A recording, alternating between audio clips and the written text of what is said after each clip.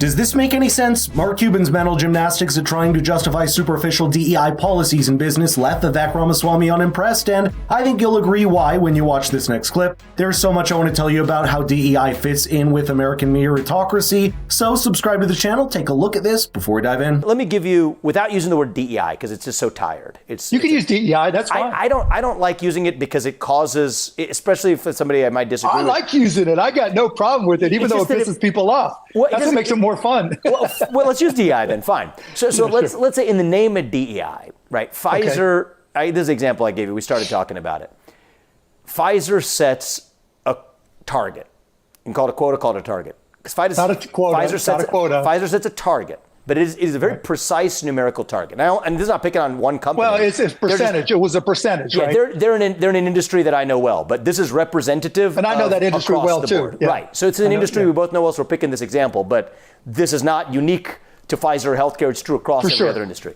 IBM has done it. Others have done it. Right. Right. Something to the effect of, and you people can look up the exact what it is, but the punchline is 32% or so was the number for minorities in certain corporate vice president levels or above. Here's the deal. For someone who's a proponent of it, DEI should be a word that's easy to embrace if they believe in the idea. And it means being upfront with the idea that prioritizing DEI over absolute merit is worth the trade-off for them. Unfortunately, you see Mark Cuban make the former admission, but not the latter. A lot of the push for diversity, inclusion, and equity you see in the corporate world is not an accident, because profit-driven companies could care less about the representation of their employees if they weren't incentivized to do it. For the company that Vivek Ramaswamy just mentioned to a whole host of other industries, that drives modern corporate DEI is a fact, the ESG score, and how it ties into their profit motive. That's what the world's largest asset management firm BlackRock calls its own version of CSR, or corporate social responsibility. And not just that, because you can imagine individual companies like engines in the economy. The moment you tie something like a political or social idea to them, they generate a societal push towards those ideas. For instance, Mark Cuban's differentiation here between a quota versus a target was more like a needless distraction here,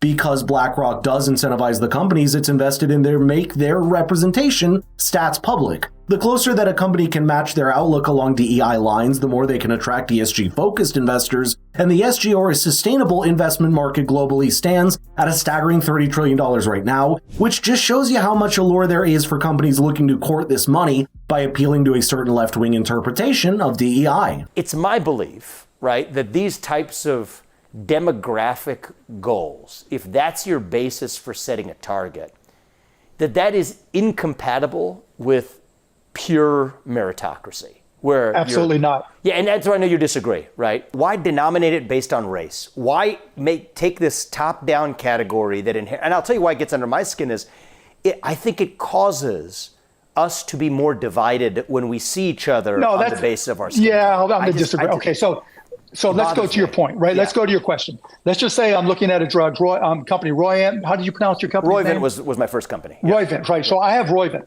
And I recognize that for cancer drugs, they're all ignoring them. Everybody's ignoring cancer. So I'm going to set a target for cancer drugs because I know everybody else isn't looking there. Yeah. They're missing it. And so I'm going to go where these cancer drugs are being made, where they're not making enough an investment in them. And I'm going to go to focus, not necessarily focus there, but I'm going to extend my ARB reach and my look to include those cancer drugs from companies I think don't do a good job of figuring out the value in that drug.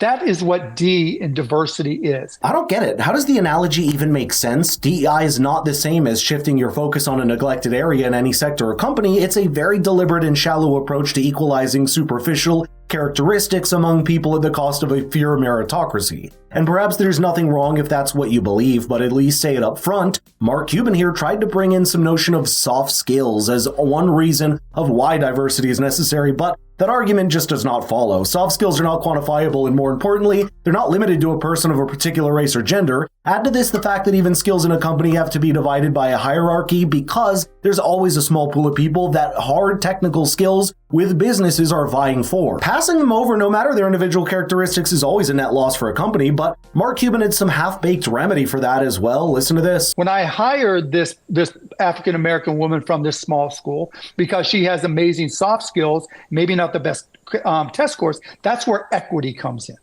right?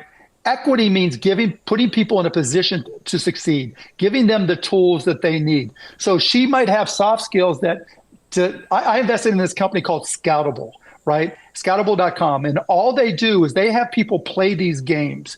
And when you play the game and thousands and thousands and thousands of people have played the game, it helps you it does, based off the results in the past you take, they'll compare them to other successful people in other vertical areas, right? Programming, bio, and they'll look for similarities. They'll do a statistical analysis and they'll say, look, this person who we found in the middle of nowhere doesn't have a computer science degree, but the soft skills that they have matches up perfectly to our best programmers. Okay. So we're going to take a chance on that person. And the E in equity says, we're going to give them extra computer training because we know based off of the data that we're using, they're very capable in ways other people aren't going to find the diversity, and we're going to give them the tools to put them in a position to succeed. I've never heard it described like this, and I don't even think it makes sense. Can you really have equity and diversity at the same time? And that too across thousands of companies? Deliberately trying to become a more diverse company above all else means you're passing up other things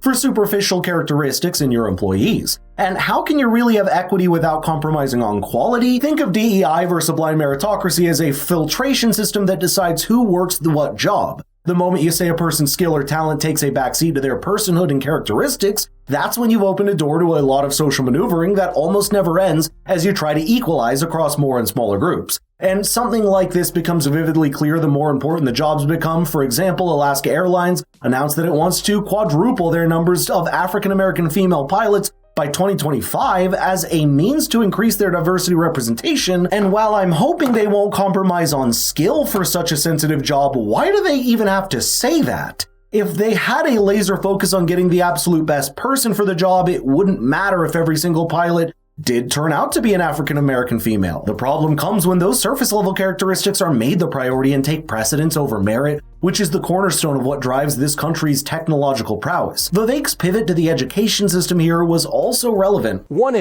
the areas where you look at results of whether you believe you actually have a true meritocracy or not, where you could actually get the actual numbers to do this, is when you apply that same philosophy to the level of universities. So I know you're talking about it from the level of capitalism. Different worlds. Okay. Two different worlds. All right, so you do have different views then. You do have different views. Oh, yeah. Look, I think I've said this online too. You think about the number of kids who are like Asian kids who can't get into a university because they got a 1600 on their SAT. Two different worlds. Good at sports, good at musical instruments, and can't get to even their safety school. That is a direct product of a lot of the targets, even not hard quotas, but soft targets that these universities have set. Academics are different because the goal is different. Affirmative action policies were struck down by the Supreme Court last year, which goes to show that there's still some holes in the idea that you can pass up one person for the other without a larger impact. The fact is, the positive discrimination for one person is just negative discrimination against another, and that's why you need to make sure that your criteria for discrimination is left solely and absolutely on merit and skill. It's not because you're doing those people a favor, it's because this country and economy cannot function without people with the highest skill levels and hardest workers,